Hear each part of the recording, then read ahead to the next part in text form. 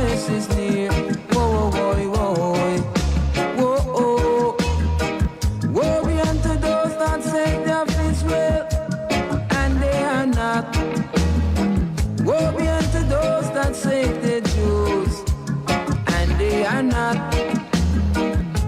Cause they shall be cast away like the chaff that the wind drive it away. I say, oh yeah, oh well, Jah shall clean out the bad weeds, yeah, and separate them from the good, cause the day of harvest is near. Whoa, whoa, whoa, whoa, whoa, oh, Jah shall clean out the bad weeds, yes, and separate them from the good, cause the day of harvest is near. Whoa, whoa, whoa, whoa, whoa, oh. Get to the black and white oppressors who have oppressed their children innocently. Oh yes, I say, I show my word without partiality. Listen to God, let it fall and let it fall. Let Babylon fall.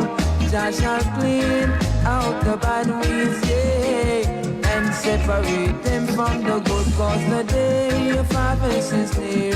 Whoa, whoa, whoa, whoa, whoa, oh, Jah shall clean out the bad weeds, yeah, and separate them from the good, cause the day of harvest is near. Whoa, whoa, whoa, whoa, whoa, well, whoa, oh.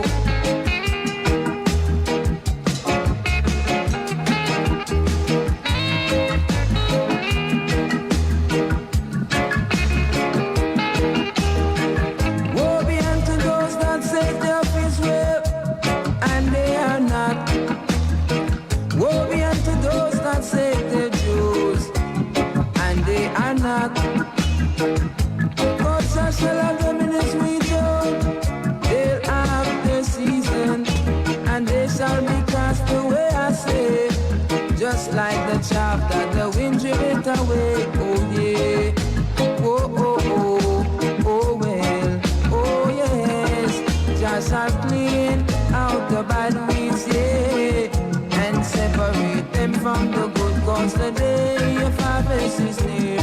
Whoa, whoa, whoa, whoa, whoa, oh, Jah shall clean out the bad weeds, yeah, and separate them from the good, cause the day of harvest is near. Whoa, whoa, whoa, whoa, whoa, oh. Splash FM 105.5.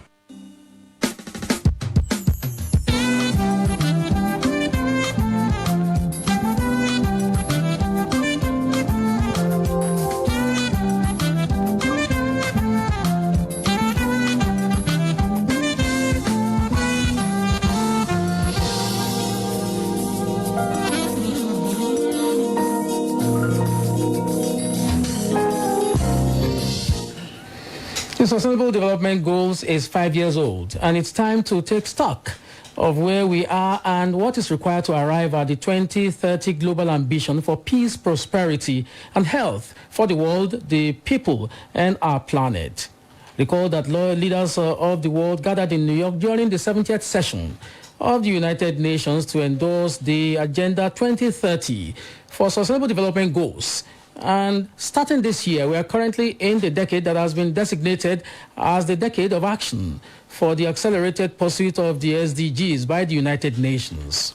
So today, here and now, Splash FM 105.5, Global Call for Action Against Poverty, GCAP, and Justice, Peace and Development Commission, as well as Nigeria Network of NGOs and an NGO, are convening this People's Assembly on the SDGs to serve as an opportunity for citizens and citizen organizations to discuss their progress on the SDGs and provide proactive policies and perspectives that can accelerate recovery from the COVID-19 pandemic and set Nigeria on the path to attaining the SDGs.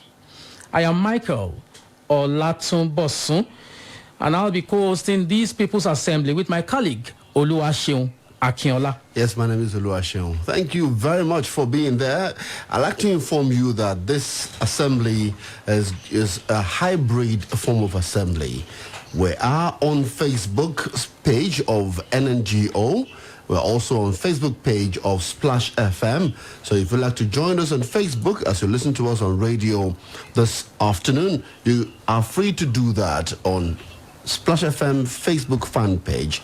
We are right there, and you can hear us and see us live and direct on the program this afternoon. Again, I need to also inform you that we have a number of people also on the Zoom platform who are pre-registered and have joined us on the program today. And so together we will be looking at the issues about the SDGs. Let me also inform you that if you're on the Zoom platform, you can write your questions right there on the Zoom platform. And also when you write your questions out, we'll be able to read the question from here at Splash FM. It's to inform you that this assembly is to celebrate the 5th anniversary of the SDGs, and also to let you know that we will be speaking with people across the board of the stakeholders of SDGs, Sustainable Development Goals.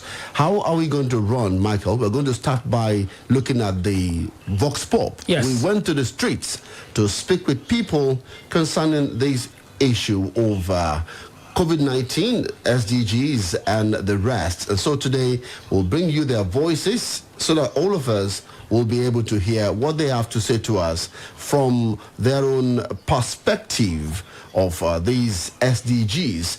People went out to talk about poverty. They went out to talk about issues concerning the SDGs. So let's take a look at what they have to say to us this afternoon. Here is our result from the streets of Ibadan.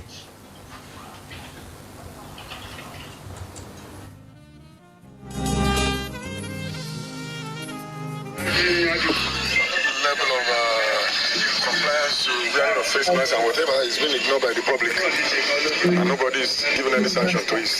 You cannot compare what happens in class on the use of face masks and whatever happens in our state. So I think our state has a kind of immunity against COVID-19. I think on gender-based issue they're trying. They're trying. The federal government, the state government is trying. The state government is trying. To some extent, I think they've done a lot.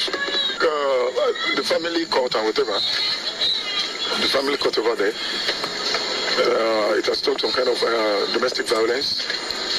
Because when you know your wife has the right to take you to court and you can be jailed for whatever reason, you have to be cautious about how you go about it. And if you look at what happens on the streets now, you hear less about husband beating wives and whatever. Even when you go to customary court and all these things, the level of the percentage of domestic violence has gone down so low. Trader ni mo ṣe trader oníṣòwò ni mí àtàmọ̀ǹtà nípa ètò ààbò wọn ṣe dáadáa tó torí àwọn ọlọ́pàá wọ́n fi ojú àwọn ọlọ́kọ̀ wọn mọ̀ tẹ́ bá gbéra láti bí ní ìsìnkú ẹ̀ lọ sámúlòkó ẹ̀ẹ̀kan ààrẹ lójú ọ̀nà ẹ̀kọ́ ọlọ́pàá méje 100 naira ń bẹ nù wọn 50 naira ń bẹ débi wípé tó bá di ní alẹ́ tó bá ti di 7 látòrí tàpé ní àwọn ọlọ́kọ̀ kì í lọ sí amúlòkó wọ́n mọ̀ sọ pé ọlọ́pàá ń dá wọn láàmú nípa ti ààbò yẹn kò tó ààrẹ Buhari gbàsìrò gómìnà Mákindé ó try àsìkò mi ò mọ̀ rí o ọjà àgbà tí ó fẹ́ gbápò tí iná mi ò jẹ́ inú ọlá rẹ̀ ṣùgbọ́n mo sì ti ń jẹ́ ń bẹ̀ tọ́lá àsìkò gbà tó wọlé ó san wá ọjà ó yàtọ̀ sí bá a ṣe ń bá bọ́ tẹ́lẹ̀tẹ́lẹ̀ Mákindé gba 10-10 ní ẹ̀ka ètò ìlera mi ò lọ sí hospital mi ò rí dáadáa tó ń ṣe ṣùgbọ́n tọ́lọ́mọ bá bímọ sí bí hospital bíi bóyá bíi mi hospital kékeré alábọ́ọ́dé tìjọba wọ́n pè á san bíi 6,000 naira á san karosíìnì ara réèdì wọ́n lè sí gbogbo ẹ̀fà ní bíi 12,000 plus ebi pé ìyàwó wa kan bímọ ìyàwó ìyá tó jókòó yìí ó fẹ́ẹ́ díjà lọ́rùn yàn ẹ̀yìn bàtà san bíi 10,000 plus wọ́n lè àtún sanwó réèdì á sanwó kerosene bá lóríṣiríṣi Mákindé ó gba 10-10 Buhari ó gbà 0 nígbà tí buhari fi gbà ṣàkóso gbogbo ọjọ́ òrí báyìí àwọn ọlọ́jà gan ń ta inú wa ń dùn irú bẹ́ẹ̀ ṣe dé tó bá ṣe pé gbà tí buhari ó ti gbà ẹ̀ lè rí mi pè torí wìtìwìtì ọjà àmọ́ tajà ṣùgbọ́n láti gbà tí wọ́n ti gbà ṣàkóso bí gbà tó ṣe pé wọ́n tún fọ́ nǹkan sílùú ni ìṣẹ́ àtòsí yóò ń gògò sí ni. ààrẹ buhari yóò sẹ̀mí o wọn ṣe dáadáa o a lè fún wọn bóyá bí wá wọn over 10.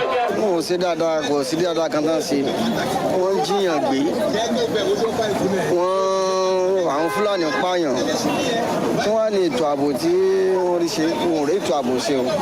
jẹ́ ká ọ̀gbà ilé.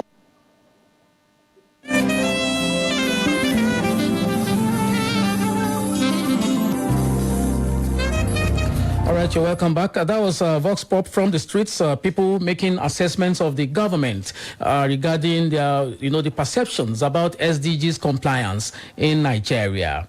Our panelists are ready. First of our panelists is Ms. Yemisi Ransom Kuti. She is a founder, Nigeria Network of NGOs. We have Mr. Soji Adeni is a former chairman, United Nations Joint Staff Pensions Fund. We have Mrs. Bumi Dipo Salami, and she is executive director, Boba for Women's Human Rights. Of course, from the media, Mr. Femi Obong Daniels is the general manager, Cool FM, Wazobia FM, and Nigerian Info FM. And lastly, but not the least, is an entertainer, Mr. Gbenga Adenuga, a celebrity and entertainment entrepreneur. Oluwashu. Let's go ahead. All right, thank you very much, Michael Ratiboson, for that rundown. Now, let's quickly move on because of the time. Our first session is going to be done by Ms. Yemisi Ransom Kuti. She's going to look at the development trajectory in the last 60 years and situate it within the context of SDGs and the Independence Day celebrations coming up 1st of October 2020.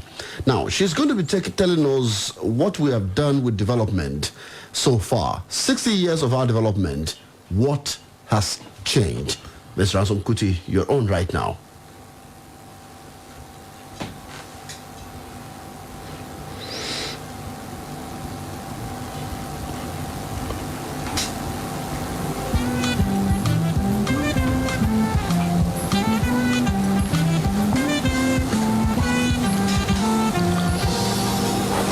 All right, Ms. Kuti, if you can hear me, you are on now. People are waiting to hear from you now.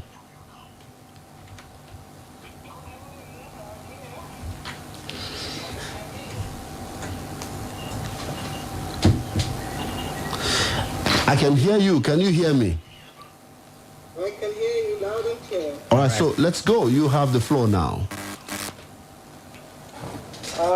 I didn't hear the question. My question is 60 years of our trajectory as a nation, in terms of development, how far so far? I think we can all answer the question that you posed to just little old me. Well, some people who are optimistic by nature will say, not too bad. We're not at war. We're not at the very bottom of the ladder. We're somewhere in the middle. We have made some strides in terms of getting our ease of doing business together.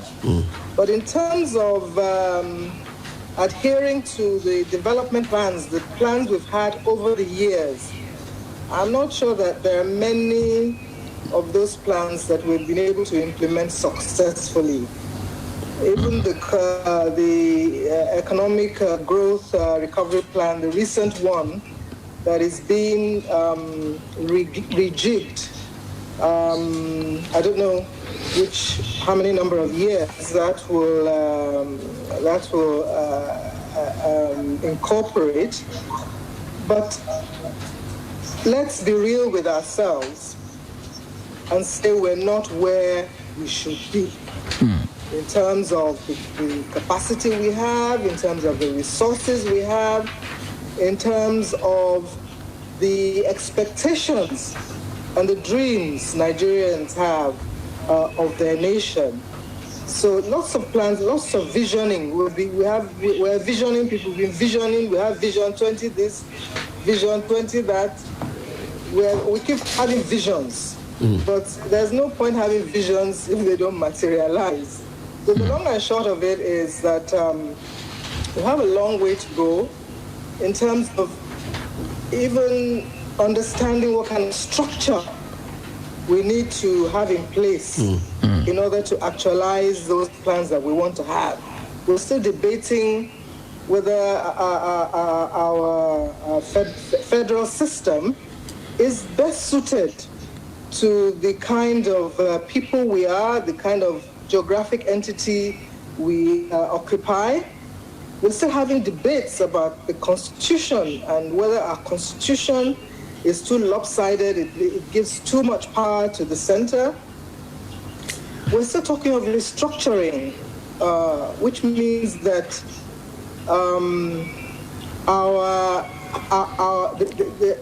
the building blocks of our house is still, the architect still has not signed off on whether it is what we want, whether it's what can work for us. But in my view, personally, I think what we have is a very expensive, in order to actualize these plans, whether in terms of attaining the SDGs or even our national plans, we need to make our government less expensive. If you have a business and you are spending 90% of your money on salaries for yourself, the CEO, and your principal officers, you're going to go bankrupt very quickly. Anybody that does any business, the Akara woman selling will tell you that if she took all the money that she was earning every day and spent it all on herself, instead of investing it in her business, buying more of the raw materials that she needs, making sure that the essentials of her business are taken care of, that the children that are eating from the proceeds that she makes are sorted out, that she saves out of that for their school fees or for their uniforms or books or health care, she knows she's going to be in trouble. So those are the questions.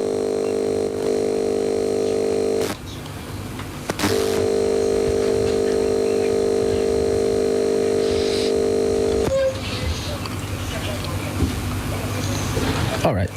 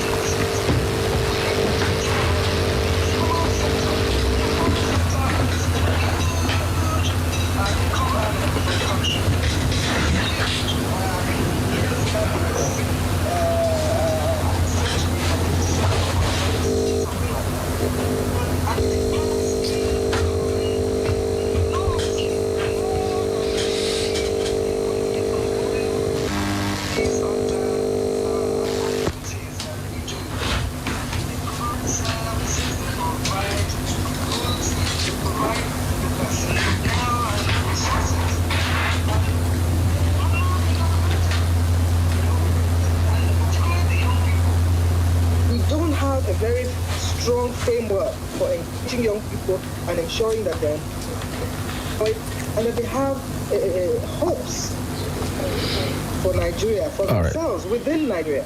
So these are the things I think we have to focus really in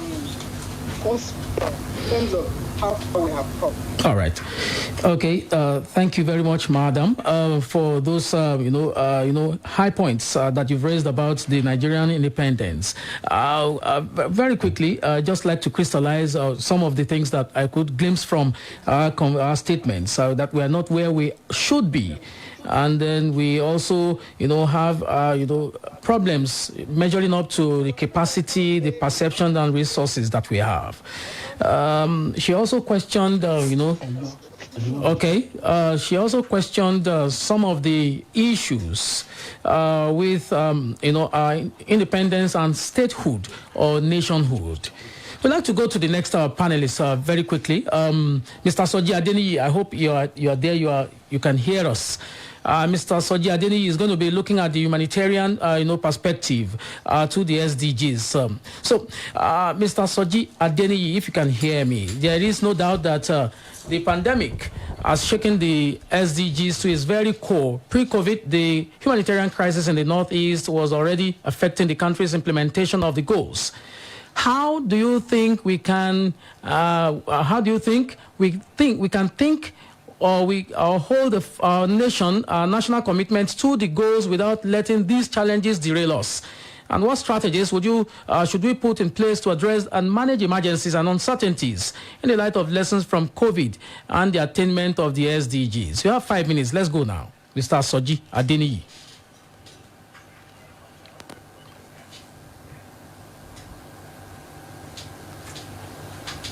Please confirm you can hear me. Yeah, we can hear you now. Go ahead now. Thank you very much. I think looking at the theme of the assembly, which is 5 years into the SDGs, we have 10 years to go. And one thing we need to remember is that when we first had the Millennium Development Goals, we had specific goals and activities that we hoped to achieve. We had targets that we set for every nation. It's the same thing with the SDG goals. The SDG goals are even much more than what we had for the MDGs, where we now have 17 goals. The key thing about the 17 goals is that more than half of it, in fact, precisely 9 out of the 17 goals of the SDGs have direct implications for humanitarian action. Whether you want to talk about Goal 1, no poverty, Goal 2, zero hunger, Goal 3, health and well-being, Goal 4, health quality education, Goal 5, gender equality, Goal 6, clean water and sanitation, Goal 7, sustainable cities and communities, Goal 13, climate action, and Goal 16, peace, justice, and strong institutions. These 9 goals out of the 17 has direct implication for how we deal with humanitarian situations. We are just in the middle of the COVID crisis, and we could see that the COVID situation in the country has given us a very challenging times for meeting the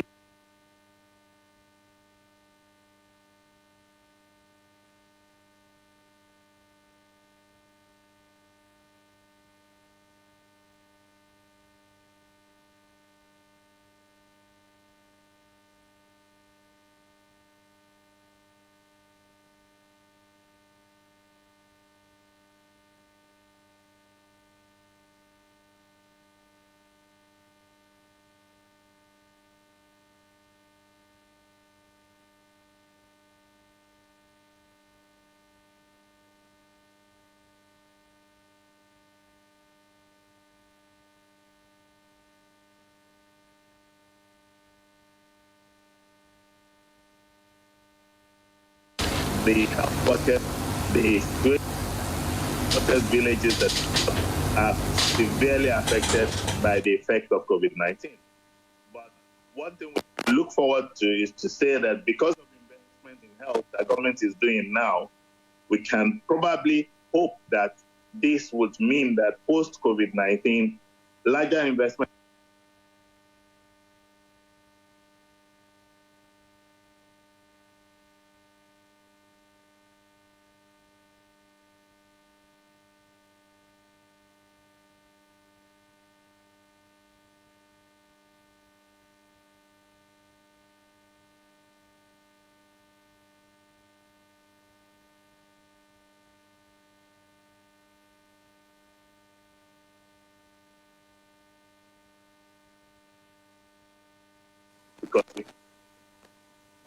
because learning outcomes and transitions and, ability for them to have basic education that will enhance the performance that will lead them out of poverty.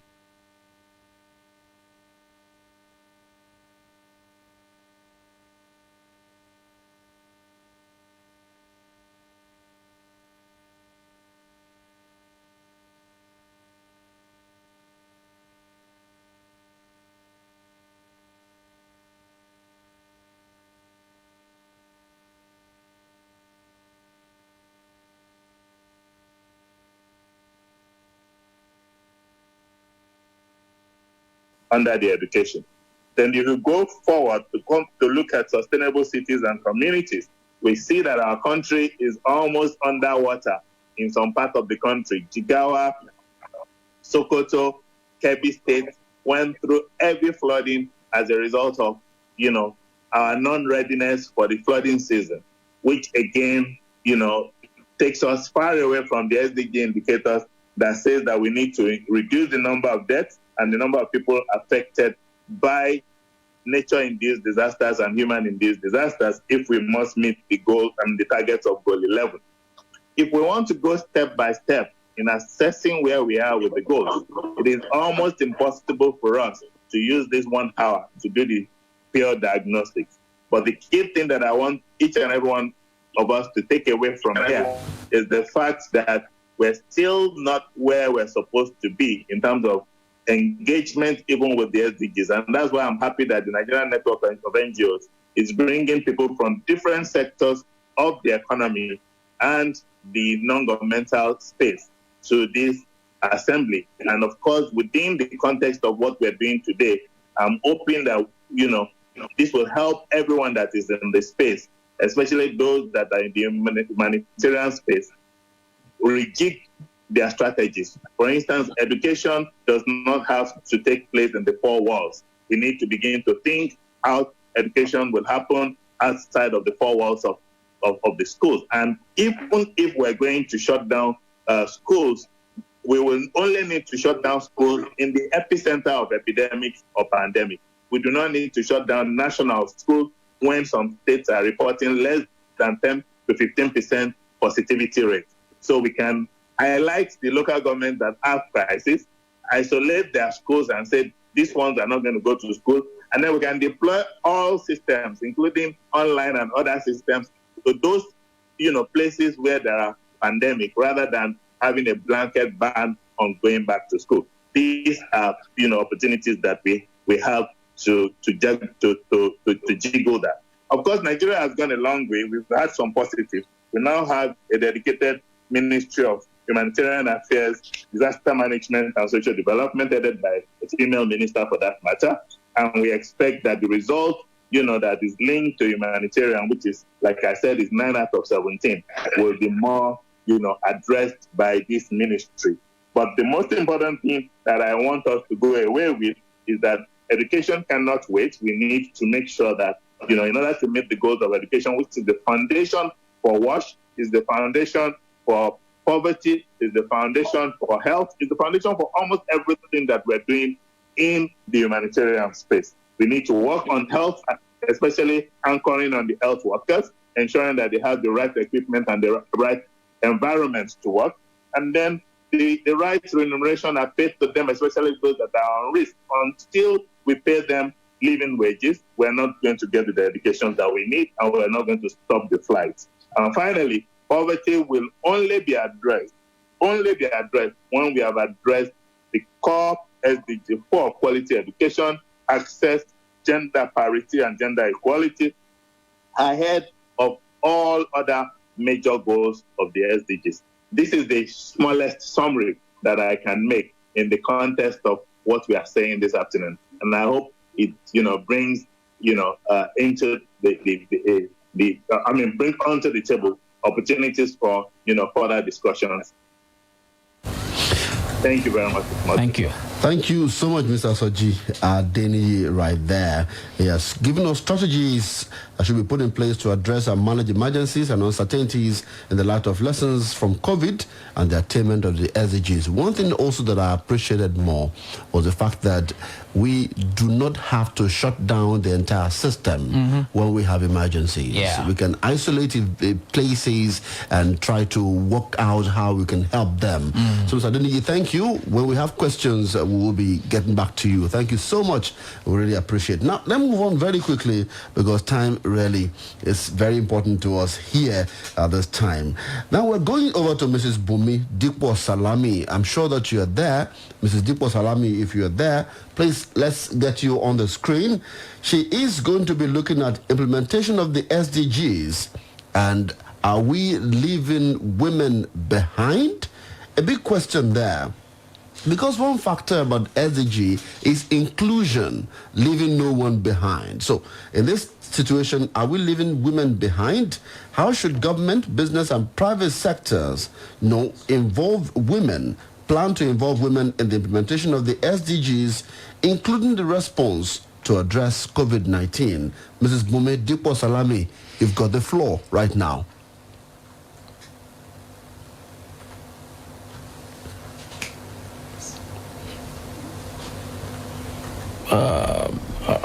Mrs. Dipo Salami, can we have...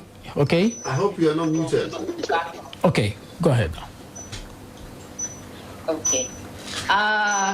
Thank you so much. The earlier speakers, they have delved so much into what the SDGs mean for us and where we are when it comes to the achievement of the SDGs in Nigeria. When we look at the SDGs, it signposts the assurance of a just, equitable, peaceful, prosperous, and sustainable world by 2030 if we all play our part. I think I need to turn one off.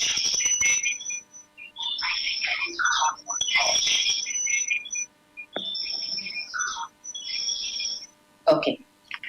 Sorry about that. Can you hear me now? Can you hear me better now? Please go ahead. Hello, are we good? Please go ahead. We're hearing you clearly. Okay. So we have SDG 5, which aims at, empowering women, ensuring gender equality all around the world. And Nigeria is no exception. But the question is, like you asked, are we there yet? Are we even close?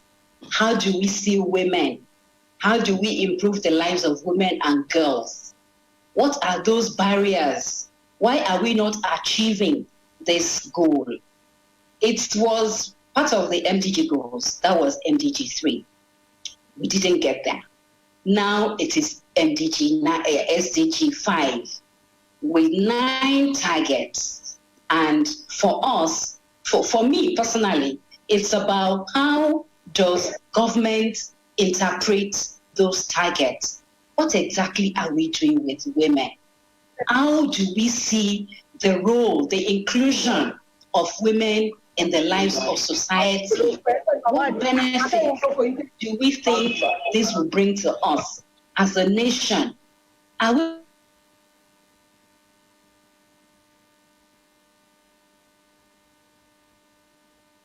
okay? Are we doing women a favor by trying to improve their lives, or we are doing our society a great favor by making sure that all hands are on deck for the achievement of all the SDGs, that all hands are on deck for the improvement of our lives? When the SDGs were adopted in 2015, COVID-19 wasn't part of the plan. Nobody saw this coming. And what this has done to women is that it has aggravated the situation of women. When there is poverty, women and children, they are the main people that suffer the manifestations of poverty when schools are closed, okay, children are not going to school in places where they don't see any problem with marrying off girls.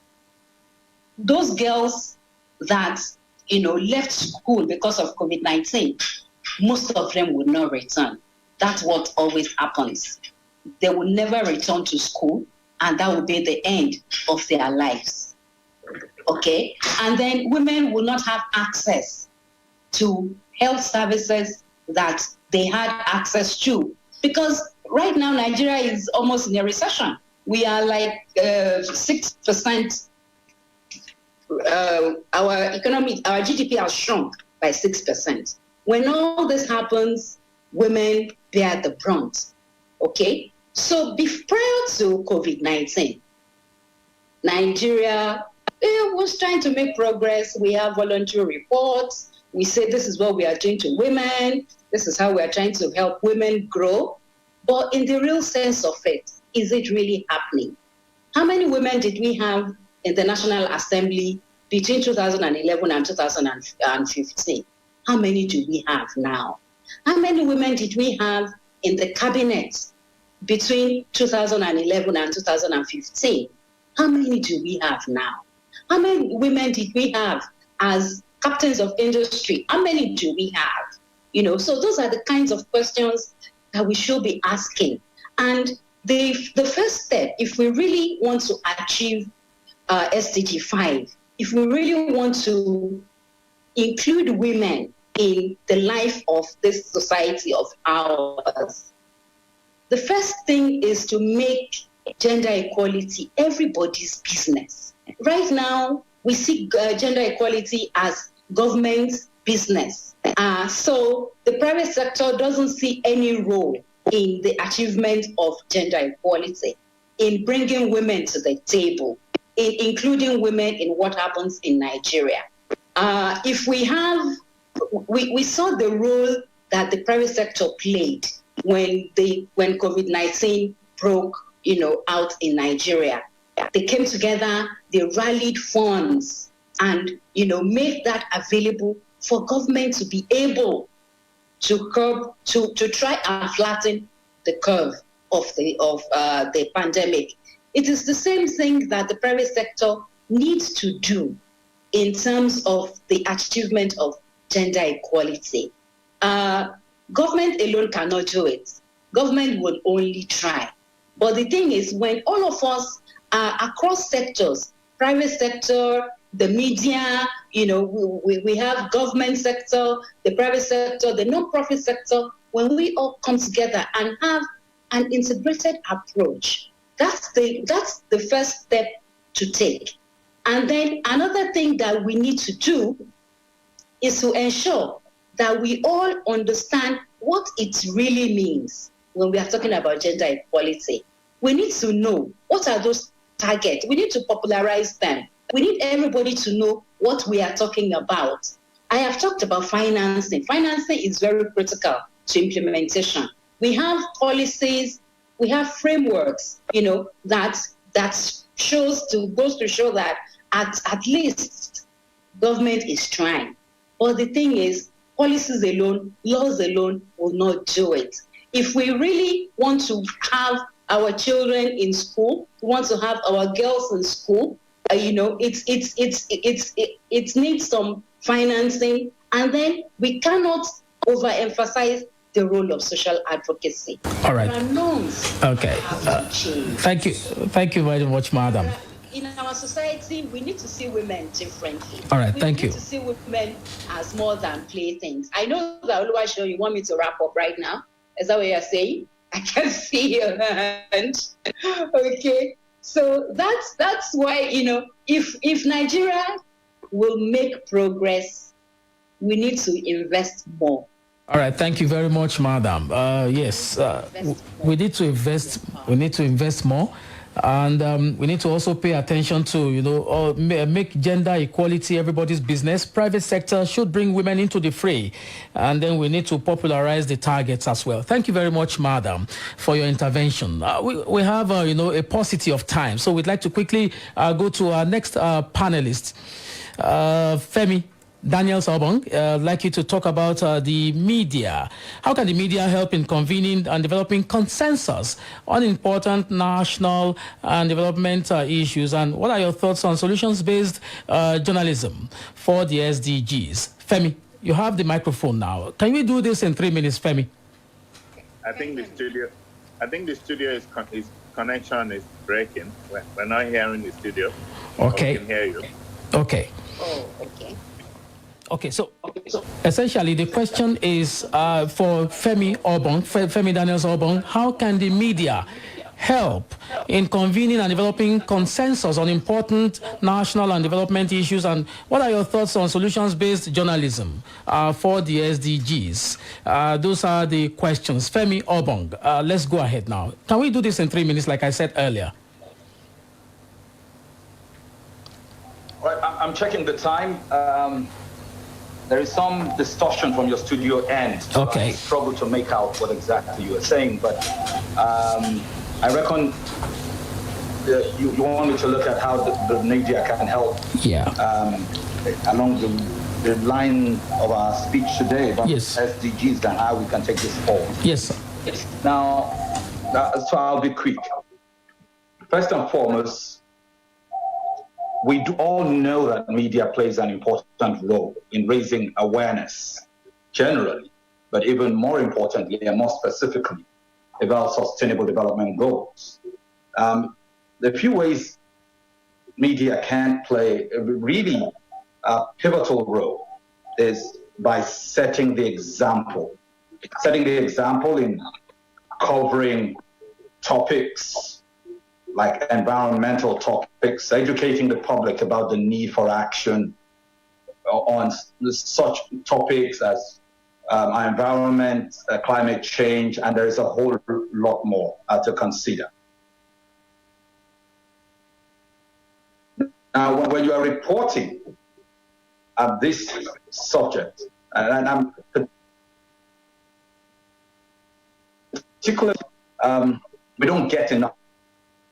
I feel media doesn't do enough. International media does a whole lot. Sometimes we feel we are insulated.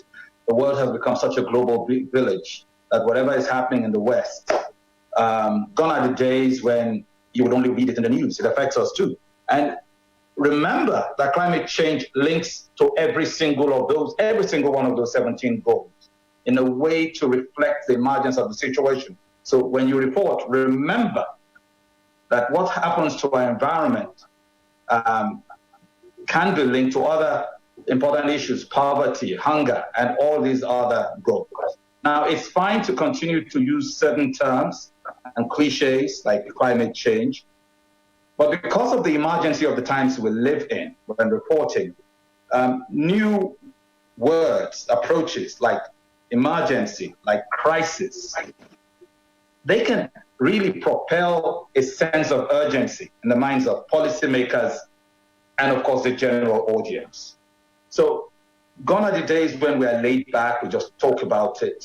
If we see it as indeed we have an emergency, Mr. Akinshola did mention where we are in the stream of time. We are just 10 years away from the goal, the end of the race. And the coronavirus, has done two things. One, it has shown us the importance of getting there quickly. On the other hand, it has also slowed the race down. So when we report, we need to report on the sense of urgency, and media must take it more seriously. There's another key role that media can play, which is to help forge connections between experts, civil society, and of course the audience. Now, you could do it in private with experts and civil society and then report it in the news, making sure the audience gets it. Better still, you could achieve this through organizing symposiums, workshops, lectures, stuff like this, where you include the audience, like you guys are doing right now on Splash FM. So you bring everybody together. Let them share ideas. Let them share projections and solutions. All right, Mr. Watch, listen, read, and learn. And that way, many would be inspired. Okay. And that's where change actually begins to happen. All right, Mr. Obong, thank you. I'll have to pause you. Permit me to just pause you a little. Well, I just want to make an announcement. Can you hear me? Can you hear me? I'm just going to give an announcement right now. And the announcement I'm making is that we will get off the live broadcast of this program on Splash FM, and then we'll continue on Zoom, but not after we have taken Mr. Benga right now, Denuga. So, Mr. Bong, let's pause your thoughts so that we can accommodate Mr. Benga Denuga on the platform of Splash FM, and then we get back on Zoom. All right, so maybe I'll just say Mr. Denuga should come on right now. Mr. Denuga is to examine the business side, and civil society organizations are trying the influence they have, to improve on the attainment of SDGs. It also should talk about how celebrities like himself will help increase citizens' awareness and participation in the attainment of the SDGs. You also have just 3 minutes, and then we'll get off the live broadcast. Mr. Benga Denuga now.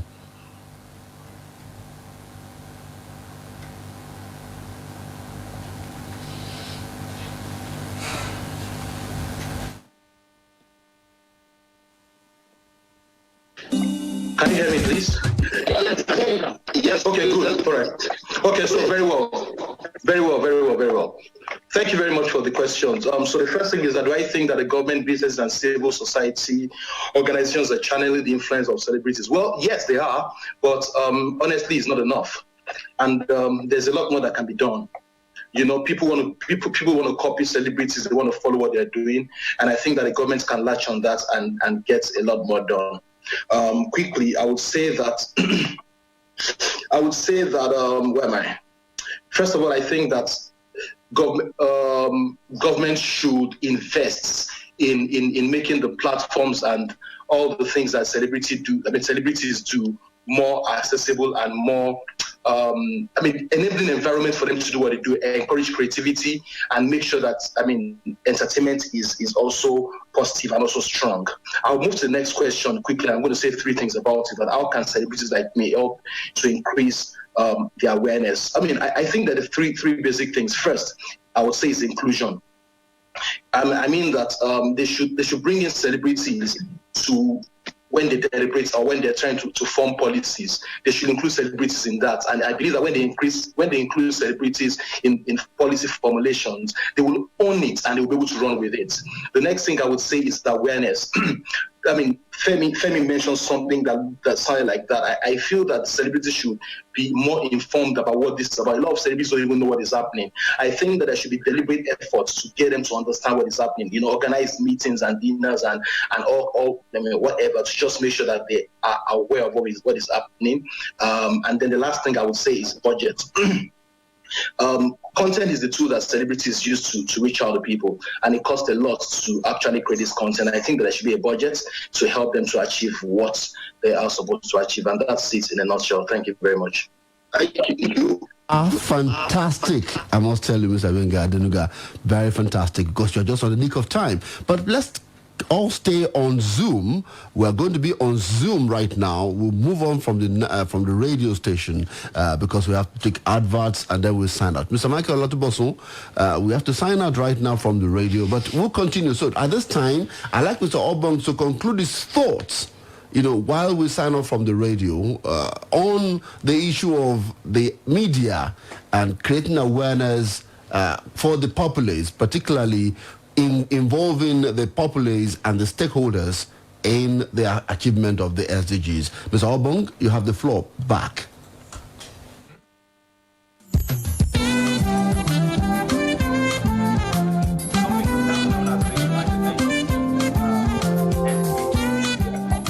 I'm talking for my constituency, which is the media. My media organization, my group, quite a number of African countries now have... Splash FM 105.5.